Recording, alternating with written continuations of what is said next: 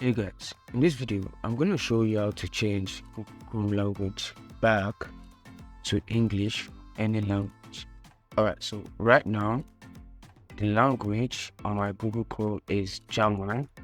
Alright, as you can see, tap.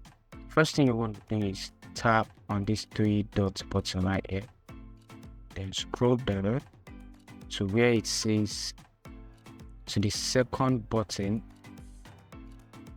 the last button on this list. Okay, so the second button, you want to click that has this settings icon. Click on it.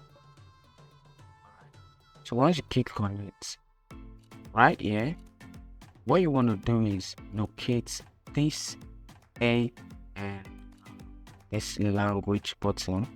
All right, so it is 2, 3, 4, 5, 6, 7th button from the lowest button below. Okay, so I want to locate this A and this language stuff. You want to click on it. So once you click on it, you're gonna see multiple options right here. We can see English. So if you want to change it back to English, all you want to do is just click on these three buttons and then click on the first option that you see. Okay, click on the first option. So once you click on the first option, what you want to do is click on this box right here.